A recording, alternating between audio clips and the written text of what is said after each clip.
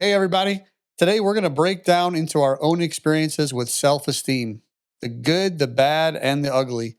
We're going to take a look at Big A's journey down a path when his lack of formal education drug him down a bit. And I'm going to share with you how the lack of healthy self esteem knowledge kept a couple of million from entering my bank account. So stay tuned in and get ready to deep dive with us so you can equip yourself for a brighter, happier future for yourself, your family, and in your business. Here we go. Let's get him in here. The one, the only, the host with the most, Aaron Big A Walker. How you doing today, I Big don't A? know about that host with the most stuff. I love it. It Right? depends I on the love host with the most what. I'm not sure. I'm not sure what you were I talking don't about. How you know. been, Maybe it's Wally? like your own adventure. Yeah. We can make up whatever it is. Whatever you think it is, you fill in the blank. And so, man, good to see you. You're looking good. Yeah, thanks, man. You yourself Yeah. too. Yeah, you had a pretty big birthday not too terribly long ago, but you're still Got really past that. hanging Yeah. in there. You're looking good. Life Looking goes good, man. on. I One more know. moment. I Your was thinking birthday is actually today. today. We're doing it today. You need a drum roll. I know. Big I don't A's have one. birthday today. If you There hear we that or go. not, I don't know. Made the Yeah. camera shake, but Golly. yeah, You man. know what's funny is a buddy of mine texted me a while ago and he said, "Hey, Big A, you can go fill up your boat with some of that Social Security money now." He said, "You're old enough to draw Social Security." Anybody guessing? Big A, 62 today. Me So, yeah, too. man. I think I'm going to push that Social Security out a while, though. I'm not ready to quit. I love working, man. I love doing these podcast interviews, love hanging out with the guys in Iron Sharpens Iron Mastermind.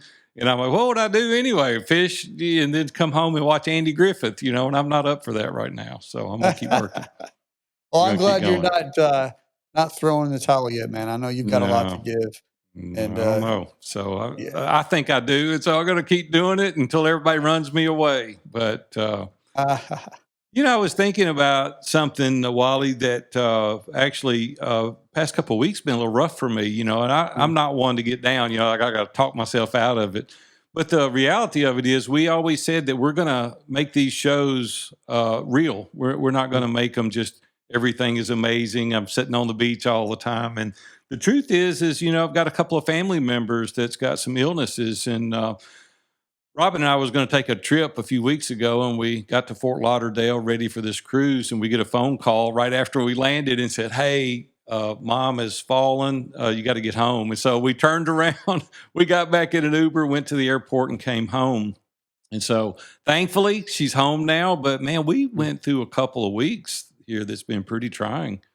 And I wanted to kind of break that down a little bit with you because I think it kind of goes into some of the stuff we're going to talk about today. But Wally, like, how do you handle these things that come up? Like, what is your default mechanism? You got three daughters and a wife. You've been married 3 decades. You've been around the block, own a business for numbers of years.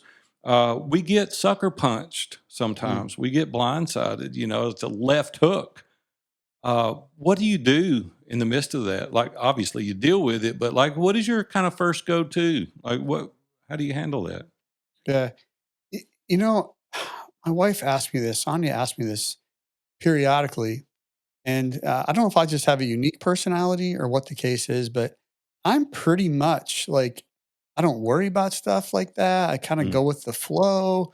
I just kind of, I don't know if it's trust or faith that it's all gonna work out or what the case is, but an example would be um, probably the most recent kind of like challenge like that. Sonia went in to have some surgery done to just to female surgery kind of stuff quite a number of years ago.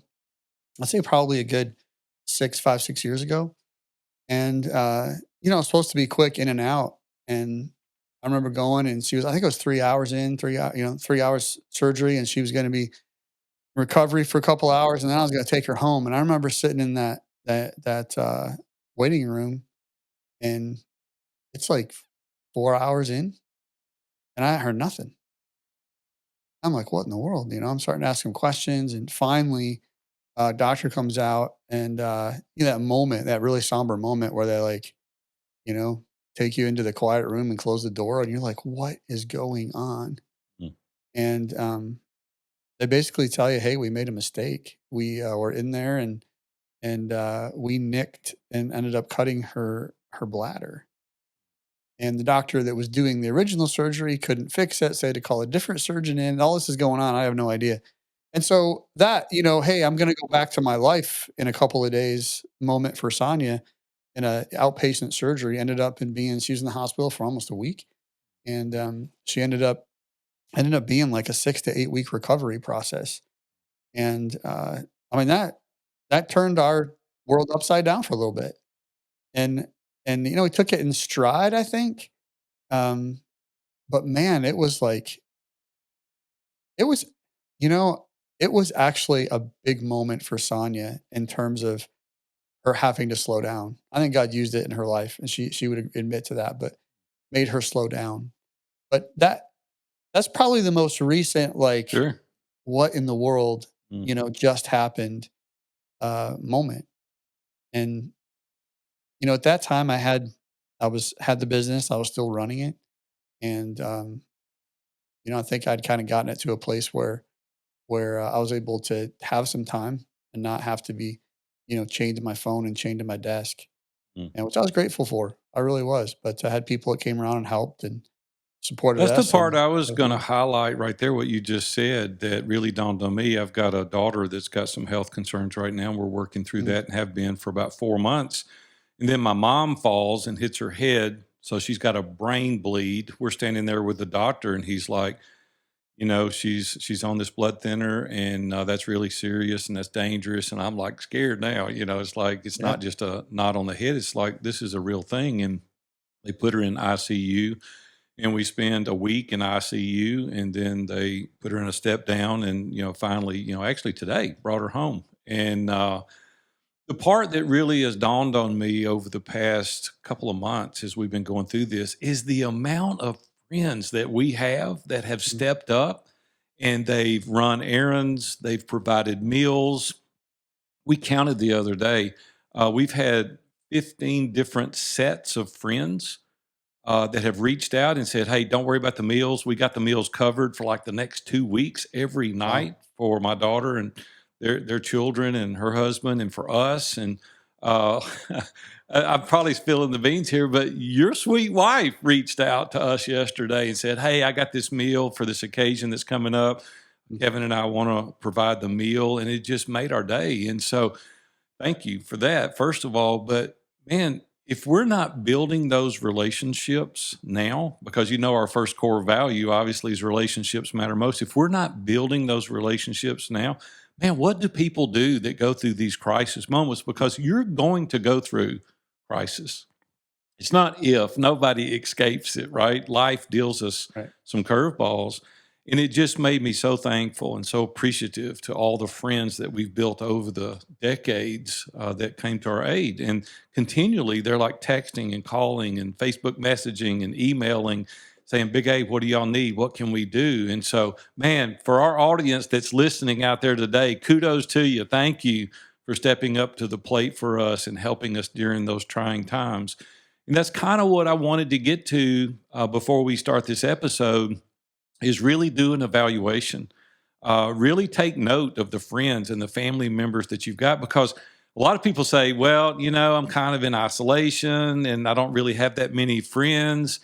You're going to need those friends. They're going to hold your arms up when you're tired. They're going to allow you to be able to walk through difficult situations. They're going to be sitting by your side when you need them. And if you wait until you need them, it's too late, right? You can't build that level of friendship then. And so I want to encourage all of you to go, you know what? I got to get out of isolation, because we all know what we say here all the time: isolation is the enemy of excellence. And if you want to live an excellent life, you've got to surround yourself with great friends that can kind of come to your aid. So, man, thank you for allowing us to share, Kevin, just a few minutes about this. Thank you for sharing your experience on that. But one of the things that I'm pretty excited about, you and I have been kicking around talking about self esteem a Mhm. little bit. And I think it's a really important topic. What are your thoughts? Yeah, when you said you wanna cover this topic, I mean, frankly, I was like, "What? You don't have that problem." Like, huh, a lot of people have that problem, and you sent me a bunch of notes and said, "Hey, read through these and, reorganize them for us so we have something to follow that makes sense." And I started reading through them and doing a little bit of research myself, and I'm like, "Oh my gosh." Of course, when I take a few minutes Mm, and I think about my life and I think about, um, the course that we're on. So the definition, Webster says that self-esteem is like the confidence in one's own worth of abilities or self-respect. And I don't know about you, man, but as I was reading through your notes, I started thinking back through time for me that have I ever struggled with low self-esteem? That's the question that I was asking myself while I was reading through this. And uh, the more I sat and thought about it, I was like, man, it's been a lifelong journey. mm, I It know. really has. I don't think about it necessarily. It's hard to think about it in the moment. I think having low self-esteem, a lot of times we look back on. So for me, an example, it started back when I was age 5 and my dad left. Mm. I just up and walked out on me and my mom. I remember having that we talked about my beard before here to make me look older, but that young baby face when I started out working with no college degree, and just how that made me feel, caused me to feel. I guess it didn't make me feel, it caused me to. And we had a really rocky first years of marriage, man. I was left asking myself, am I enough? And then later on, it was raising children. Did I have what it took to not give up or give in? You've had teenagers, it gets hard, Yeah, it does. you know? You Um, think it's gonna quit and get it doesn't. easier when they leave the nest, it doesn't, it's just different No, problems, right? And we all no. experience this same way as my parents experienced it with me when I left, and so it's Yeah, just the way life is. yeah. And then, later on, it's building a business, going from literally, this is for a different episode, but going from literally a mop closet, learning to leading people as the business grew, to having a business partner and selling the business with 40 team members, man. It's been a journey. And all along, I can point to those moments and go, man, I struggled with self esteem at every one of those. Did you have anybody around you that you were willing to share that with at the time? Like through the journey when you and Sonia first got married and even in your business, did you have anybody that you could confide in? Not really. My Why is dads that? were We're awesome. gonna break this down for a second. I Why know. why? Why did you not have somebody that you was it your ego, your pride? You wanted everybody to think you had it together? Well, why? Why couldn't you go to somebody and go, "Man, I'm struggling with this. Help me work through it." Yeah. I can give you a lot of reasons. I can tell you that my dads were both awesome dads for the most part. Even my dad after he left and we reconciled after quite a while, but they were good guys. And, but they're both blue collar workers. And so when it came to business sense or acumen, it's not that they weren't intelligent, they just didn't know. And, I read a lot of books. That was, I was involved in some multi-level marketing companies, which actually kind of can help out with a lot of, sales training and people skills. And so I did have some of that, but they weren't necessarily the right businesses for me. And then as I started growing my business, it wasn't until I started in 2003, it wasn't until 2012 I went to my first formal business training. I didn't know. You didn't even know really what the problem was. You just knew that No, you I didn't didn't feel know. like you didn't know it was self-esteem, you didn't know that. Not You at just all. like, I don't feel right. Something's off. I'm not good enough. I'm not smart enough. Right. I Yeah. don't have what it takes. I don't have that college degree. No, it's hard. That's the very thing that plagued me for years. And I hopefully he's listening to this today. I'll give a tip to him. Dan Miller really helped me work through that when I was in the Eagles mastermind because I don't have a formal education. I was in school and I decided in about the ninth grade I wanted to get out of school. And Lori Sanders, a girl sitting in front of me, told me how her brother did it. So I went to summer school and night school for about 18 months so I could get out of school and did. And then I wanted to work, right? I didn't want to go to college. I wanted to work. So I started my first business when I was 18. And I was like an imposter. That's what I felt like. I What do felt you feel like, like? Yeah. my buddies are entering into all these prestigious schools or going to college, and I'm like, Big A's out here busting it in his pawn shop. He started his first business. And, uh, what's funny is that not too terribly long after I started the business, when my buddies were just graduating from college, I sold my business. So it didn't hurt me financially, but even then, I couldn't get over it. My self Yeah. You esteem still was felt it. low. Yeah, Yeah. because I even went back and bought the pawn shop I started with when I was a teenager and worked for 10 more years. Now I'm 40 years old at this time. And I'm sitting there one day in our mastermind group and even made a comment about it. I said, I feel like a derelict. And Dan Miller goes, what? And I said, I just feel terrible. Why do you feel terrible? I said, because I don't have a college education. He said, you could teach some of those classes. Like it's a piece of paper that hangs on the wall. Yeah. I said, man, I just feel like I'm an imposter. I just feel, he goes, I can't believe you're saying that. And so literally it took years of hearing Dan and Dave and some of those other guys walk me through saying, hey, you can accomplish these things. You can do this. But it was that self-esteem. Mm. It was like, man, I just don't feel it. It's just not there. It's a terrible feeling, right? Even being an accomplished business person, had a successful family, beautiful kids. I just felt that. I wonder if people in the audience listening today, if any of them are struggling with a sense of low self esteem. And I wonder how it's holding them back from accomplishing many of the things that they're wanting to do today. And I want to encourage you, if you're listening to us today, get some people around you. Talk this out. Don't do what Kevin did. Don't do what I did and stuff it in the corner and you wrestle with this thing, man, for years and years and even decades. Maybe some people deal with this and they never get free from it. I want to encourage you to really recognize what the impact of having low self esteem can do.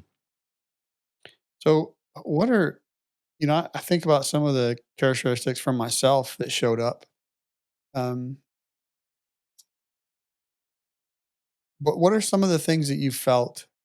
What were some of those impacts that had as Uh, you as an individual because you felt that? You could say, "Oh, well, I felt it, but I was still successful, and finally I got some help, and now I'm pretty much okay." But there was mm. a there was quite a few moments, I'm sure, that Oh my inside, like, gosh. what? How did it impact Anxious. you as an individual? Yeah, anxious. Always feeling anxious, always feeling that sense of anxiety. And there's this stress that just bubbles up inside you. And you're like, Mhm.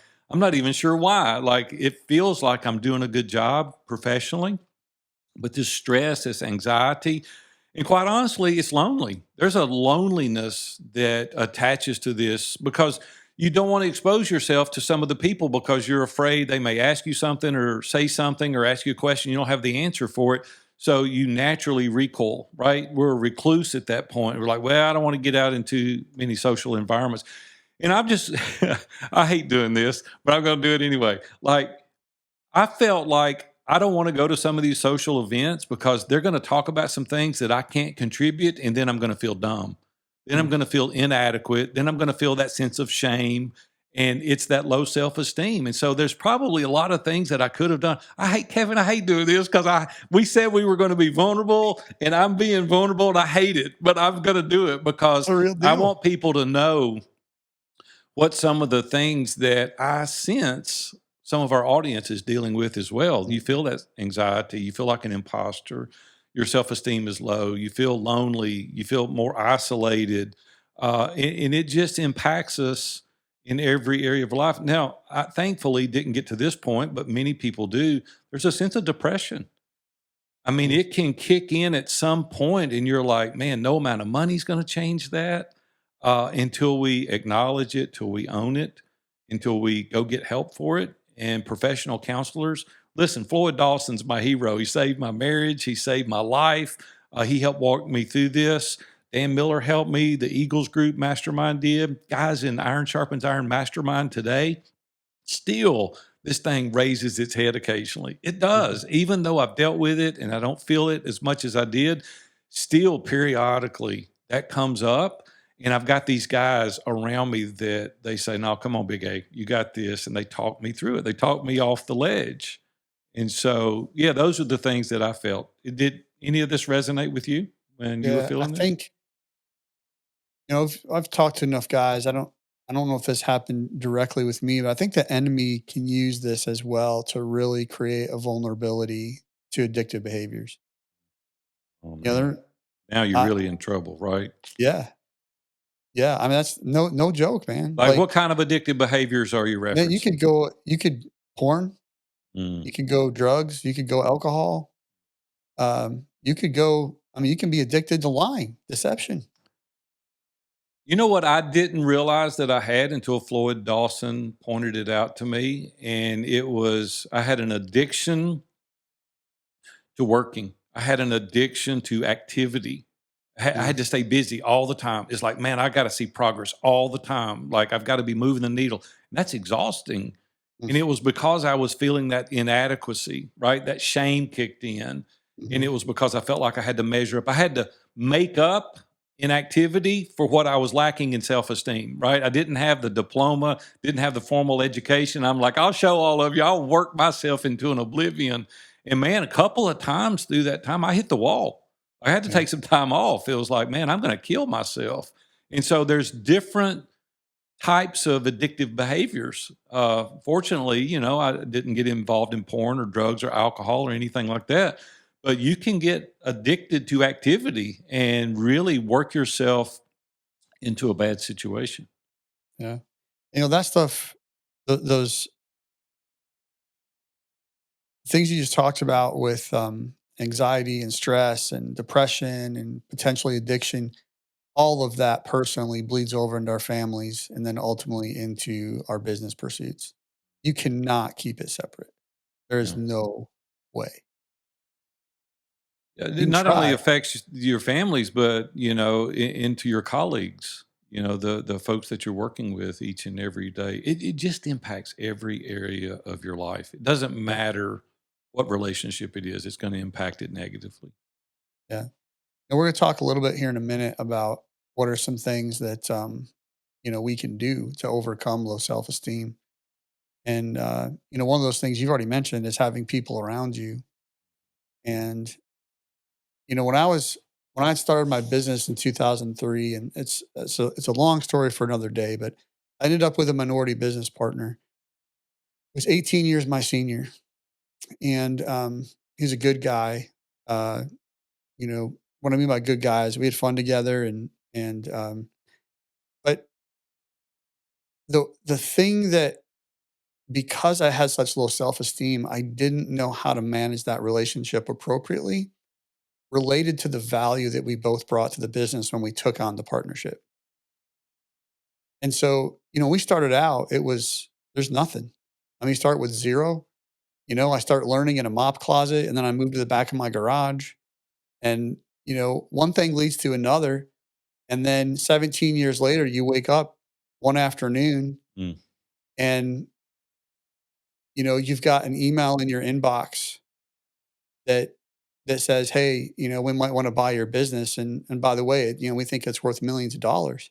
mm, And you start on that journey of due diligence, and very quickly, your business advisor calls you up on a Wednesday night at 8 o'clock, and he says, "Hey, Kevin, and I want you to know the way that you guys have your operating agreements written up and stuff. You know, you could make a decision here that would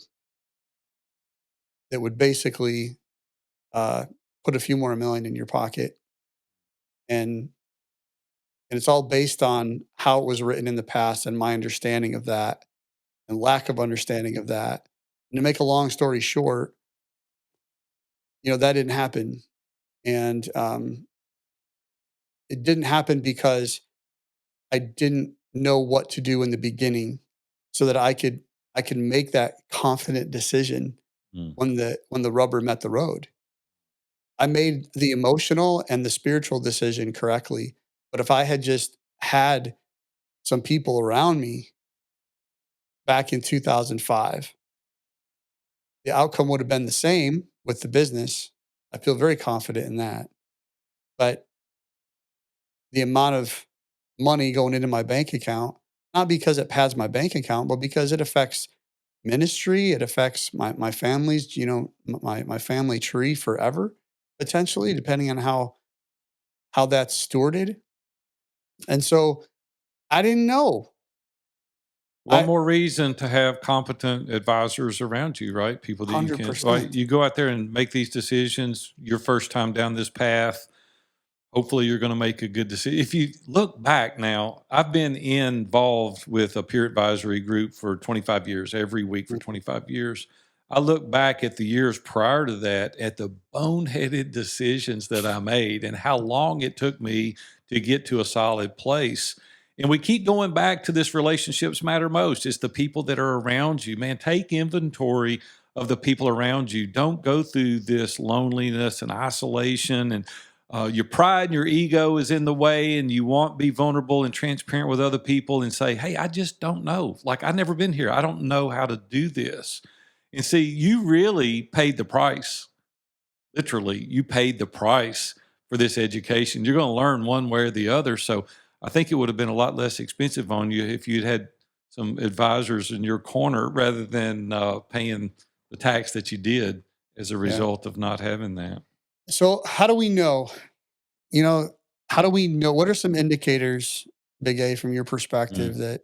that kind of do we have low self-esteem or not? Like what are some Yeah. indicators that show us that we have it? Yeah, when you've been around some people, you start picking up on different things. One of them is just real negative self-talk, always down on themselves. I had a coaching Mm. client yesterday I was talking to and talked to him for about 30 minutes. And right out of the gate, man, he started talking negative about himself. I said, stop, stop. He goes, what did I do? I said, don't ever say that again. He goes That's like, right. oh man, I'm sorry. What did I do? I said, man, you can't beat yourself up like that. You're just hammering yourself. Quit doing that. It's that negative self-talk always. And it's like, that's not going to get you to where you need to go. The other thing is you have a tendency, as we talked about earlier, to withdraw socially. Mhm. You're just like, hey, I'm going to be a loner. I'm going to, and I see this all the time with people because they don't have that. Listen, you don't have to be arrogant and cocky. That's not what I'm talking about. I'm That's talking right. about being confident, void of arrogance.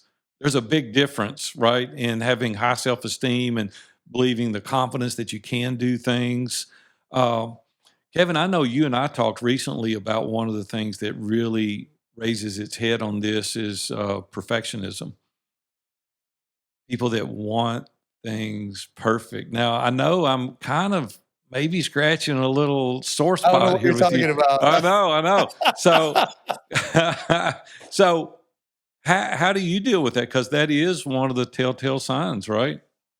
Yeah, man. It's that is something that I do struggle with is that aspect of perfectionism and how that feeds into my self-esteem. And the low self-esteem part of that is that things have to be perfect in order for them to be enough. And the reality is, I was talking to uh, Kurt Stowers. He's in my ISI group, and talking to him yesterday, and he really challenged me. He's like, "Man, like it doesn't need to be perfect. Like, what's the minimal viable product here? You know, this project that I'm working on." And I hated to hear it, man. I just hated it because I felt like overall it wasn't going to be enough. Like it wasn't going to Mm, be good enough. mm. Right? I wasn't going to be enough. I wasn't gonna be worthy. Other people were gonna look at maybe what was done and have a negative So it was a perspective. reflection on you, is what you were concerned about. Yeah, that's it. That's really Yeah, at the end of the day what it was. And yeah. so You we wanted put to a show lot of up, and you things wanted it to around be. us. We put a lot Yeah, of things around us that don't need to be there right. because we have low self-esteem. You know, the other thing is I see a lot is people that have a lack of being assertive. They're like always questioning, second guessing. They can't be assertive. Can't make a decision. Mhm. And the reason is because they're always seeking approval. They're always like, you know what happens then? You're kind of straddling the fence. And you got to be careful with straddling the fence because when you are assertive and you're going to make a decision, there's going to be conflict. And you can't have influence where there is no conflict, right? And the greater the level of conflict, the greater the influence. And you look at the people that are really leaders today, and there's equal amount of people that can't stand them, right? But they're moving the needle, right? Mhm. And a lot of times we find ourselves with low self-esteem seeking approval, and so we straddle the fence. And man, you're never ever going to be an influencer if you're straddling the fence, seeking approval all the time, and just self-destructive behavior. It's just constantly inflicting that wound. So what do we do if we're going to have a healthy self esteem? Like, what are some of the things that having a healthy self esteem do for us? Why do we even want that? What is some of the things that you think that we can accomplish if we do have a healthy self-esteem? Yeah. I mean, I hate to use the word happy because I know that's a feeling, but I think that there's an aspect to happiness in having a more fulfilled life. I do. I think that when we have a healthy self esteem and we have it in the right place, and I think an unhealthy self esteem can go low or it can go high, right? There is that aspect. If we go high, it turns into pride and selfishness. So we got to be Right. There's mindful got to there. be a But healthy balance. yeah, there's definitely a healthy side. I think having a fulfilling life, um, I think that's something that self esteem, a good healthy self esteem does for us. Yeah. Um, and I think part of that too is like when we're happy, we're creative and Mm, we're more productive. mm. You were I think talking that's about being part of. confident a second ago, though. I remember Dr. David Kruger was a coach I hired when I started 10 years ago, and he was over Baylor University in the psychology Mm, department. I hired Dr. Kruger, and he asked me one day what I was going to charge. And I said, well, what do you mean? He goes, how much are you going to charge when you start coaching? I told him, and he quickly said, no, you can't do that. And I said, well, I thought he was alluding to I was charging too much. mm, And he said, nobody will hire you if you only charge that amount. I said, you're going to have to help me, understand this. He said, well, if I told you I had a brand new 500 SEL Mercedes for $5,000, would you buy it? And I said, well, the first thing I'd ask is what's wrong with it? He said, why would you ask that? I said, well, because it's too cheap. He said, it's the same way with our confidence level and the people that we're around. It takes more energy to figure out what's wrong with something than it does to talk yourself into paying more. And the only person that is ever going to hire you is the person that sees a sense of confidence in you. If you look down, if you swallow when you quote your price, if you apologize for your price, they're never going to buy from you. He said the person that's going to buy from you is the person with confidence that leans in, that looks at you in the eye, quotes his price firmly, and says, I'm going to rock your world. I'm going to change your life. They say, when do we get started? And so that self esteem is disallowing us from being successful in most areas of our life. Robin and I went and got a new car not too terribly long ago. And one guy was just pitching the price. That's all he was doing is pitching the price. We can get you this and this. And then we went to Toyota, which I'm a big Toyota fan. And he was all about the quality of the car, the features of the car, never mentioned the price. It was just all about the car. And he had a sense of confidence because he had studied. He knew exactly what he was talking about. And I said, where do we sign, man? We're ready to buy this car. See, he was confident in his approach. He knew exactly what it was. That's what we've got to have today. Again, as I've said it earlier, void of arrogance. We don't need to be arrogant, cocky, condescending, judgmental, but we do need to have an increased sense of confidence in order to run our business efficiently. yeah, that's a great word, man. That's quotable right there. I love that. I'll have to pull out those nuggets and get those in the show notes, man. Those was that. What did you say about not swallowing when you quote your price and looking them straight in the eye and being Yeah. like, "This is going to change your life." And Yeah. I mean, it's got to work, right? It's got to be true. Well, here's the thing. But You feel man, the sense of confidence, right? When you're talking to a client or I you're was going to talking. sign up, but I don't know what Right, you're right. selling. See me So after the show and we'll get you signed. But yeah, that's what we need to do. And we can only do that if we have a sense of confidence. You can't do that when you have low self-esteem. So I think it's really, really important that we dive into this. It could be what's hurting you today from scaling your business, from getting new clients, is there's a lack of confidence. so how can we overcome some of these things we've been talking about with low self-esteem? What are I know we talked about one, Mm. which is having people around you. Yeah, I think you got to be aware. I just think you've got to really self evaluate. We've got to take a minute to reflect. I even do this personally is I'll send out a letter or an email to like 10 of my closest inner circle friends.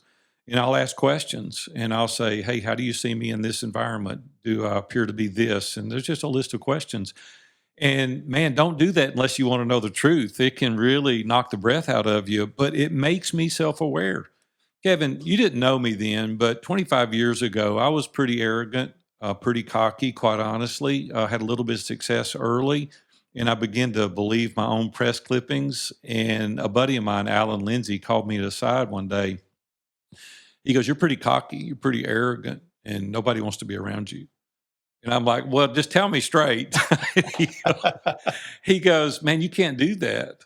He said, "Pride comes before the fall.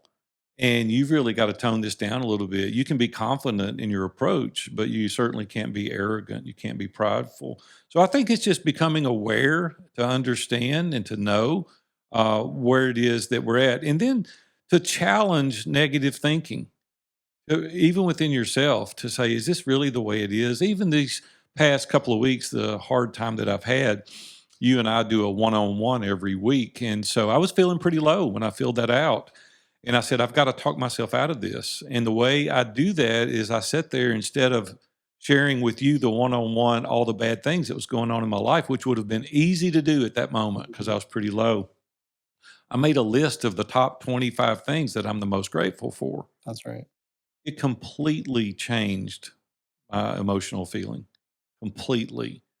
And I was like, I've got this. I can do this. So the negative thinking, if you want to rid yourself of that, start showing a sense of gratitude. Our good friend Seth Bueckley wrote a great book called Gratitude, and I highly recommend it. You can go Barnes and Noble or Amazon and order a copy of Gratitude. It is an amazing book. But get out of this negative thinking. You want to do affirmations. You want to have positive self-talk. Even at the live events, when we do those twice a year, we do public affirmation. And man, the first time we did that 25 years ago, it was like, this feels slimy. Get this off me. I don't like that. But then the more we did that, guys would say, "Hey, Big A, let me tell you what you've done this year that's really impacted my life." And it gave me an opportunity to affirm some of these mastermind brothers in front of other people and say, "Man, if you hadn't have said this to me, if you hadn't have called me out, if you hadn't have thrown the flag, if you hadn't have given me that encouragement, if you haven't given me that resource, I would have never accomplished this thing. And I want to publicly thank you." See, here's the truth. We need affirmation, and we don't ever get it. Most people didn't get it as a kid. They were starving to death for their dad to say, "I'm so proud of you. I'm so happy with you." And guys didn't get that. All they heard was, "Man, if you'd have hit that last hit, you would have had a 421 batting average instead of a 300. And you're like, "Man, Dad, did you not see that stand up double?" It's like, "Oh, no, but I saw that ball you missed in center field." And I was like, man, we don't need to be kicked all the time. We need positive affirmations. And then self care. Kevin, I know you do some really cool things. Talk about self care a little bit and some of the things that you're doing. Yeah. I mean, obviously, the fuel, a lot of people talk about food. I like to use the word fuel. The fuel we put in our bodies, Mm, God made our bodies as tremendous machines. mm, And if we just think about putting food in there, then we're tempted to put things in maybe we shouldn't. But we think of it as fuel. You're not going to go put kerosene in your gasoline car. It's not going to work right, out very well right. for you. So, the fuel we put in our bodies, being active physically, I don't always nail those, man. I don't, but I do more often than I don't. And so they make a difference. Mm. Journaling is a big thing with me. Some people struggle with that. I know you're not a big journaler. I'm not, I've never been good at that. Honestly, Yeah, I've tried. You but know that works why? for me. Because I'm scared somebody's going to find it and read it. They're going to be like, "Oh my gosh," Then I'm like concentrating on.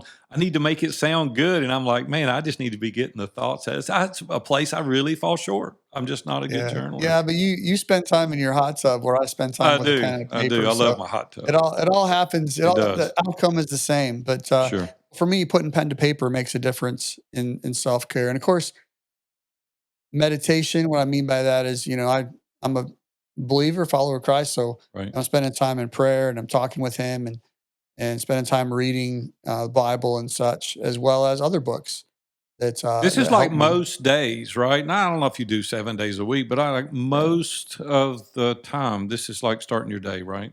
yeah, 5 out of 7, Yeah. for sure. That's what I do, 5 out of 7. Sometimes on Fridays, I'll just have to admit, because I don't want to get struck by lightning this afternoon. Sometimes on Fridays, I don't, because I want to get on the water early because that's my day off and I like to go to the lake. Nice.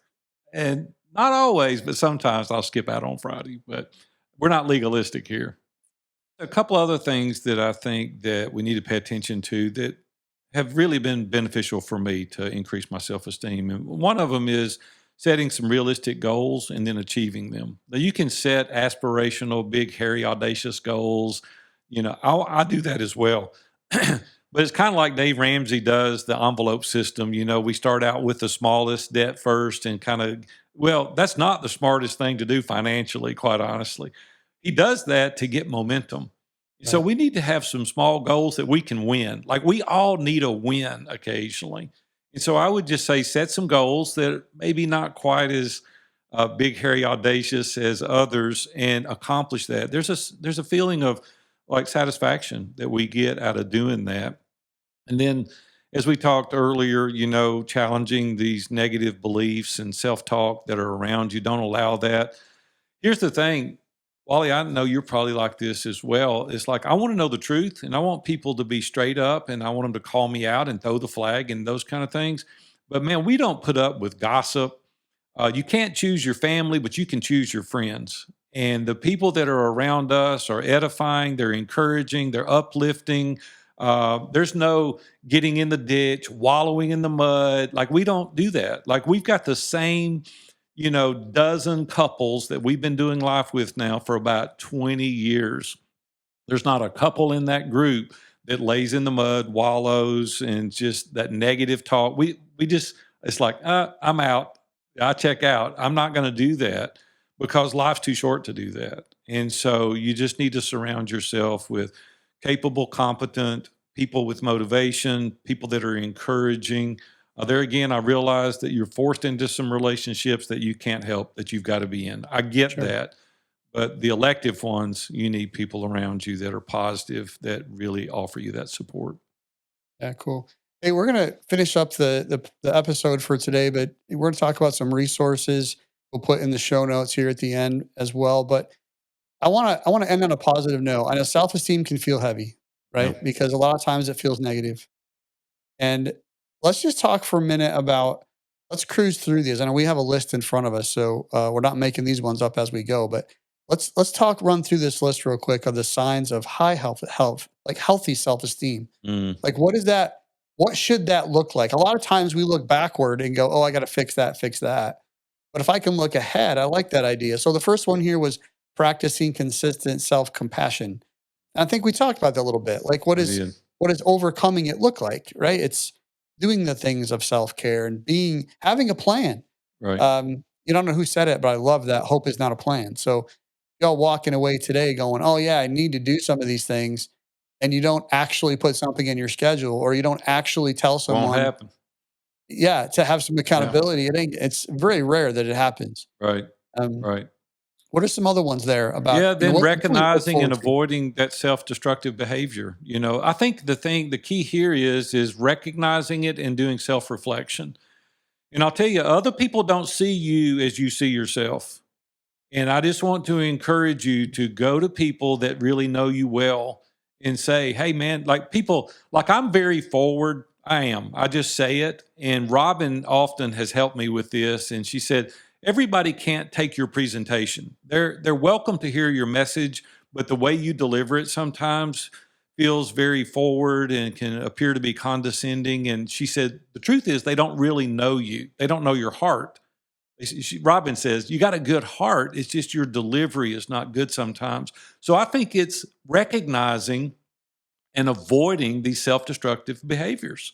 And just like, okay, you're right, Robin. Like I used to do financial coaching and I would do couples. Well, I quit doing that. I just do men now because she goes, you make all the women cry. And I'm like, well, it's just easy. Here's what we need to do. And she said, well, that's not the way you need to do it. Accepting responsibility for yourself. Boy, that's a big one. Man, we've Mm, got to say, you know what? gotta I own it, own it, right? I right? own it. I just got to accept this responsibility for myself. I know the I like one this. that, go ahead, Go go ahead. ahead. I like this next one about Yeah, being open, more open to taking risks. yeah, If we're not doing that, we probably have an issue. But there are prudent, right risks to take sure. in our personal growth, in our Yeah, family growth, in our business growth. There are prudent, healthy risks. We yeah, don't have to always be adverse to taking good, healthy risks. You know what, Wally? It's a good thing that I wasn't a gambler, because when I was a young man, I'd push it all in on red in a minute. I would do that. As I've gotten a little older, I've calmed down a little bit. So there's a balance between, maybe where I'm at today at my age, as well as pushing it all in on red. So you don't have to do that, but there is a very, very healthy place to take risk. There's two more on our list. You're going to finish them. So, All Wally. right. All right. Being assertive and expressing needs and opinions. Don't hide in the corner, man. You've got, I think, the signs of high self-esteem are Yeah. when, we know we have something to say and we're willing to say it in a respectful, courteous way, but we're willing to say it. And then having extraordinary resilience. Mm, Oh, I love that word, resilience. I love the word yeah. resolve too. I don't know if they're Yeah. related, but I just love those. Yeah. They Good keep on words. keeping on, not giving Yep. up. Yeah. Hey, let's give a few resources. We've given a few just while we're talking, but The Six Pillars of Self-Esteem, Nathaniel Braden. This is a book that's probably considered a classic in the field of self-esteem. It's great. There's another out there called The Self-Esteem Workbook by Glenn Chardart. I can't pronounce it. Chardart? Is that how you say it? Well, That they'll works be for in the me. show notes, so don't listen to this Southern accent. So Glenn is his first name. He's a good guy. The Self-Esteem Workbook. Brene Brown has killed it in her TED Talk. I think when I looked, there were 32 million Yeah, it's downloads. nuts. She does a good job. Yes, she does. Yeah, The Power of Vulnerability. Check that out. And there's a couple of people. One guy's in ISI, Anthony Witt. He's an amazing guy. We're going to give you his contact information. He's a family counselor. Does a phenomenal job. Along with him, Floyd Dawson. He's kind of a mentor to Anthony. Floyd's been a friend of mine for over 2 decades. Floyd actually has saved my life, saved my marriage. He's really worked with me for 2 decades. I couldn't give him higher remarks. Floyd is an amazing guy, but Anthony is his protege. He's right there with him. He and his wife both are family counselors. And if you're struggling with self-esteem in any way, if you're like, hey, man, I need somebody that's a pro, man, look in the show notes, get these guys' contact information, and reach out to them. All right. Hey, Big A, you get the last word today. Take the episode home. Yeah, I just want you to think through who you are as an individual. When you start doing this self-reflection, just be honest with yourself. Just take some time and ask 8 or 10 people that are family members, colleagues, people that are in your peer advisory group. Just go to them and say, hey, man, I got a list of questions I want to ask you. And specifically in regards to the self-esteem, just point out some things that you're struggling with. Don't do like Kevin and I did as a young man. Go ahead and deal with those things now and get it out of the way, because I promise you, you'll flourish to heights you've never been if you'll conquer this demon that's lurking in the shadows, and get your self-esteem into a simple sense of balance, I guess is what I'm trying to say. Get your self-esteem in a good place, and it'll pay off in spades. Wally, I enjoyed today, buddy. Yeah, it's good, man. Hey, thank you all for listening in today. Big A mentioned a few questions that he asks his really close, confidential friends to help him overcome some things like low self-esteem. And so we actually put a name to those 10 questions, and you can download that. It's called Am I Real? You can go to viewfromthetop.com/am I real. That's viewfromthetop.com/am I real, and download those 10 questions. You can easily, from those 10 questions, copy and paste them, text them, email them, send them in the PDF off to your closest friends, and buckle up and wait for their honest, good, helpful, qualitative feedback so that you can make a difference in your life, your family's life, and your business life. Thanks again for tuning in today, and we'll see you next time.